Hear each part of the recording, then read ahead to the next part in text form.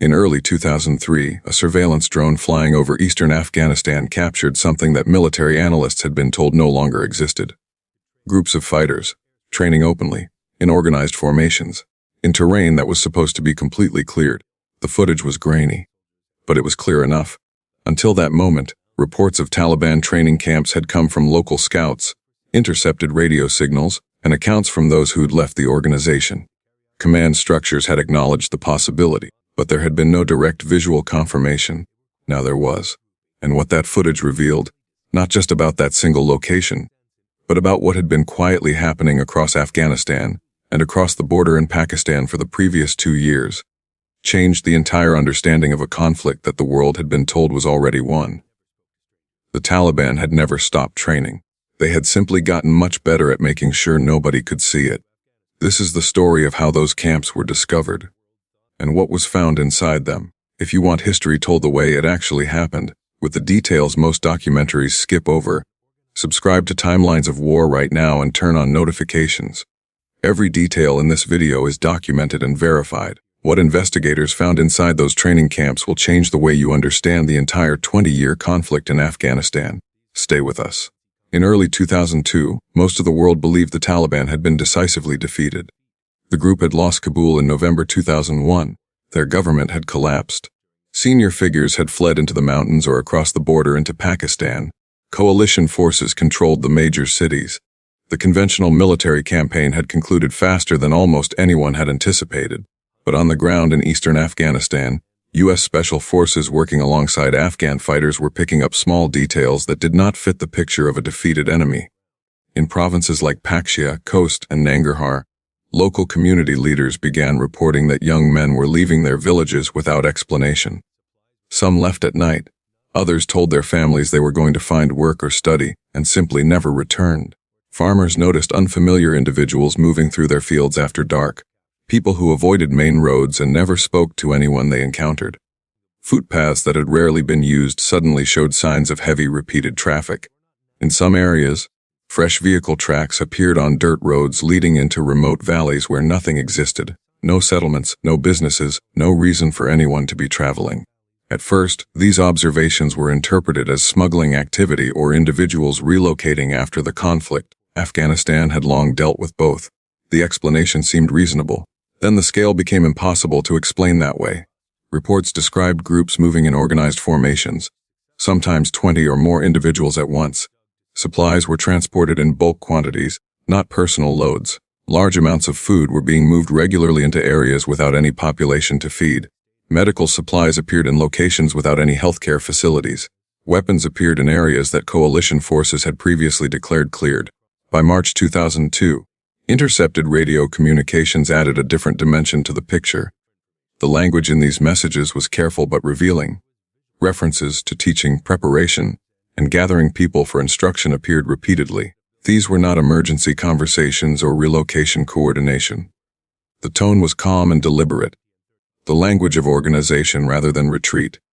The picture forming from these separate data points pointed in a direction that challenged the official narrative. The Taliban were not recovering from defeat. They were preparing for what came next. Tora Bora had already been the focus of intense international attention by the end of 2001. Located in Nangarhar province along the border with Pakistan, the cave network had been heavily targeted by U.S. forces in December 2001 during operations aimed at locating Osama bin Laden. Afghan fighters searched the caves on the ground while aircraft struck the surrounding area from above. Bin Laden escaped into the mountains, almost certainly crossing into Pakistan, and after that outcome, the assumption was that Tora Bora itself no longer had strategic value. Military planners reasoned that no armed group would return to a location under that level of scrutiny. The area was considered compromised and monitored. The assessment was that it had been abandoned. That assessment was wrong. By mid-2002, Afghan scouts working with coalition forces began finding evidence in the Tora Bora area that should not have been present. In valleys previously assessed as empty, ground had been recently disturbed. Earth had been moved and shaped. Shelters had been carefully constructed into hillsides, reinforced and designed rather than naturally formed. Narrow trenches and positioned pits were discovered in configurations that made operational sense only in the context of organized training. Some allowed individuals to practice position techniques, while remaining concealed below the surface. Others were designed to simulate coordinated movement during an organized approach. Lanes had been carved directly into rocky terrain, angled specifically to prevent detection from a distance. The ground throughout these areas showed evidence of repeated movement, not a single visit but consistent ongoing use. The same pathways were traveled again and again. Empty supply containers, medical materials, and spent ammunition confirmed extended occupation. This was not a location being used for temporary shelter. Satellite imagery confirmed what scouts were reporting from the ground. New pathways appeared where none had existed earlier in the year. Carefully managed fire pits, designed specifically to limit visible smoke, showed signs of regular use. Storage areas had been cut into slopes and concealed with rock and soil. The Taliban had returned to terrain they understood better than anyone else, and they were using it to train. The Taliban's approach to training after 2001 was fundamentally different from what had come before, and that difference is what made the camps so difficult to detect and disrupt. Before the fall of their government, the Taliban had operated large permanent training facilities. These were significant installations, visible from the air, identifiable by their scale and consistent activity. Coalition aircraft located them efficiently. The lesson the Taliban took from 2001 was specific. Large camps are targets. Size is a vulnerability, so they eliminated size entirely. Instead of concentrated facilities, the Taliban created networks of small dispersed locations spread across wide geographic areas. Most sites trained between 20 and 30 individuals at a time, sometimes fewer. The locations were positioned far apart so that the discovery of any single site left the broader network intact. Every location was designed to be temporary. Once a training cycle ended, all materials were removed or destroyed and participants relocated, often several kilometers away. There were no permanent structures, no fixed locations that could be identified through repeated observation. Fire management became a critical operational consideration. Open flames were replaced by pits dug into the ground that trapped heat and dramatically reduced visible smoke. Food preparation was conducted quickly and at irregular intervals to prevent patterns identifiable through aerial observation. Observation positions were established on high ground several kilometers from training areas. Their function was continuous monitoring for aircraft, drone activity, or approaching ground forces. A warning signal brought all activity to an immediate stop. Local communities were incorporated into this system, sometimes through financial arrangements, sometimes through pressure that left limited genuine choice. Families in surrounding areas understood the situation and made their decisions accordingly. Accounts from individuals who left the Taliban and those captured during operations provided detailed descriptions of what training inside these camps actually looked like. Despite coming from different regions and different time periods, the structure was remarkably consistent. Training cycles typically ran between 4 and 6 weeks. Recruits arrived in small groups to minimize visibility during travel. Many were teenagers, a significant proportion between 14 and 18 years old. Some were younger, brought by relatives already operating within the organization. Most had limited formal education and had not previously traveled far from their home areas. The daily routine began before dawn. Physical conditioning came first, long-distance movement through difficult terrain while carrying substantial loads. The purpose extended beyond physical preparation. The design was intended to push individuals past their limits in order to establish patterns of endurance and compliance under extreme conditions. Those who fell behind faced consequences. The objective was to establish rapidly that survival within the group depended on endurance and obedience rather than individual judgment. Weapons instruction followed physical conditioning. Recruits were trained on commonly used equipment. The emphasis was on speed and automatic response. Handling equipment without visual reference so operation was possible in darkness or under high-stress conditions. Movement between covered positions and coordinated small unit approaches were practiced repeatedly. Toward the end of the training cycle came instruction in constructing devices using widely available materials, agricultural supplies, basic electrical components, and pressure activation mechanisms. These were inexpensive, easy to conceal, and highly effective in disrupting movement. The technical consistency later observed in incidents across different regions. Identical construction methods, identical placement techniques, directly reflected the standardized instruction delivered across the training network. But the component that former participants consistently described as most significant was not technical at all. Every evening after physical conditioning had ended, recruits gathered for several hours of ideological instruction. The same messages were delivered repeatedly until they became part of how recruits understood the world.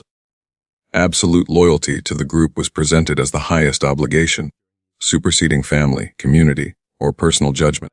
Young recruits were frequently separated from family contact early in the process. Without the grounding influence of family relationships, instructors became the primary authority figures. This made the conditioning significantly more effective. Doubt was not permitted.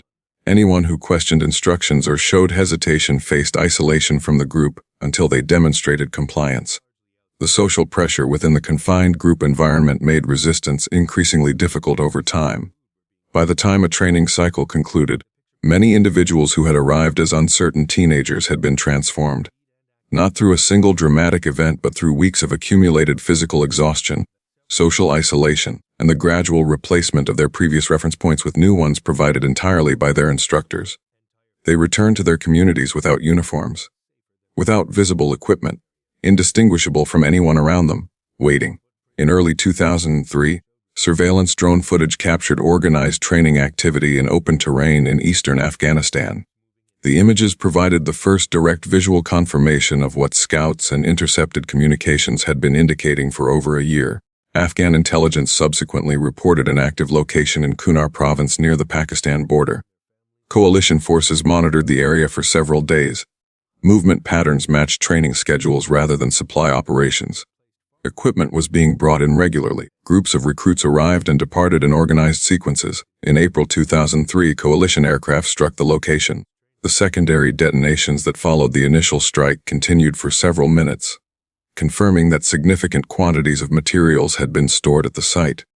When ground forces reached the location afterward, the camp had been cleared.